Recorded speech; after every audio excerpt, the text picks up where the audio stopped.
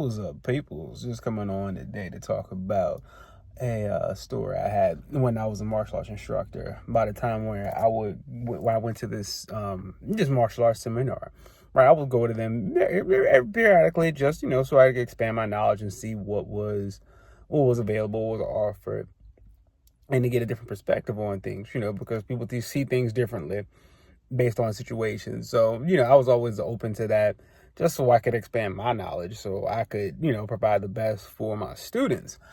And during one of those seminars, it's something, man. These guys, they would, a lot of times, it's easier to, to sift through the charlatans. It's easy to do that now than it was back in the 80s and 90s. That's when a lot of those guys made big reputations for themselves. I don't know. People in the martial arts community may have heard of Frank Dukes, George Dillman, guys like that, right? Who made reputations for themselves by saying outrageous things and doing crazy things in the martial arts community, and they got published and all that stuff because fact checking wasn't a big thing in that community back in the day. So just keeping it real was what it was, and is what it is at the time, and now too. So, but during this seminar, this guy, right? I'm not gonna say names because I ain't messy, but it's this guy who was featured at the seminar, right? He was talking and stuff how he would, how he trained special ops and all this stuff. And if you go back and just, research and listen to history of guys who say stuff like that, who are in the martial arts community and say like, hey, I did special ops, I did all this stuff in the third, ain't no records of it because they're full of it. Ain't no records of any of that stuff at all because they're lying. And who's gonna check like, oh, he trained them, so you above questioning? No, not at all. Not for me. Now I will see what you got to say, and I will take it with a grain of salt. And you show and prove that this is what you've done. So during this, he giving this whole little spiel about how he did this, and now I'm thinking like, if you train people for covert operations, right? For secret missions and all this jazz, why are you talking about it? Why would you talk about something that's a secret? I never understood that people who bragged about, I did this, the guys who would say, I went on this secret mission. It ain't that much of a secret if you're talking about it. See, that's why they probably didn't pick you to go on a secret mission, because you run your mouth. And so when he started talking like that, like, okay, that immediately drew up a flag there. I'm like, all right, okay. Let's see what this guy's on, because I can tell right that this may be some nonsense. I'm cool. I'm fine either way, because I'm here with a few of my friends, so we just here to see what we can learn and goof off a little bit. So that's pretty much what it was. So while we're there, he's doing all this stuff, and most of it is like fundamental things like, oh, okay, I've been in a fight before. Okay, I've been in a fight when I've been trained before too. Okay, all right. This ain't, you're not doing anything new, not revolutionary. You're not, doing anything that I typically wouldn't see. In a formal class, in a formal martial arts class setting where people are serious. So nothing stood out extraordinary, right? Until we got to doing some of the jujitsu, right? Some of the ground stuff, right? Like I said, I haven't taken a formal jujitsu lesson. I haven't taken one before this. I just messed around with my friends who were jiu-jitsu practitioners. I just messed around with them, helped them get ready for tournaments and stuff, been their ragdoll. And, there's a couple of books I've read, videos I've watched, and just things I've worked on too that I've seen like that looks useful. Like I could do that. I could do something with this, and I can incorporate that into what I teach. And watching him demonstrate some of the stuff, it threw me for a bit, because I'm like,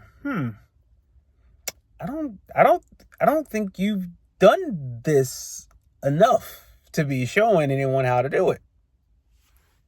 So while he's showing us, these this ground stuff, like I said, like some don't look. Like, this doesn't look like the best position to be in. What you're showing, this doesn't seem like the ideal way to get out of that. Like I've attempted that way before, and I end up getting in a bad spot. Next, my leg getting wrenched, I'm getting choked out, my arm getting snatched. Something's happening to me when I try to do this with the way that you're showing. So that threw me again. That was flag number 2. Number 3, when he got up to go over, when we're talking about just striking and stuff, I'm like, okay, throwing a good 1-2 will take you far. Okay, I don't care what anyone says. Having a good jab will deter a lot of things. I mean, any boxer worth his grain of salt will tell you the jab is the punch. The jab is the setup punch for everything else. And good boxers have won fights just off of their jab. So a good jab and followed by a good right, hey, you can go real far. So with that, I mean, he was showing, different strikes and stuff like that. I was like, this isn't, nothing extraordinary. It's also nothing out of the ordinary either. So it was just like, oh, it's just regular stuff. You can watch anyone throw a good 1-2. Just look at a couple videos. They ain't hard to find. And so while he's doing that, right, and we're hitting our pass and stuff, and I'm just thinking like, okay, obviously this guy is, I was on the fence to begin with, but I went because, hey, it was a free seminar. My buddy paid for me, and we went there a few of us went there just to see what it was, and just have a good time too, because we're all in martial artists and everything like that. So we're there, and like I said, in the mid-strike, we all just looking at each other like, we just like we're just taking it back like, okay, this is what this is. All right. And we go through everything like that because, one, we're obviously I ain't buying what you're selling, but at the same time I'm not disrespectful either. I wasn't gonna call him out on anything like that, because it's simple fact like, hey, I've seen videos where people call out martial artists and stuff who's like, he call them fakes, this, that, and the third. I'm like, that ain't me. It's unnecessary, and you can tell, you can see it right away. It's apparent, the quality of what was done, what was taught. That like, okay, this is far as this needs to go.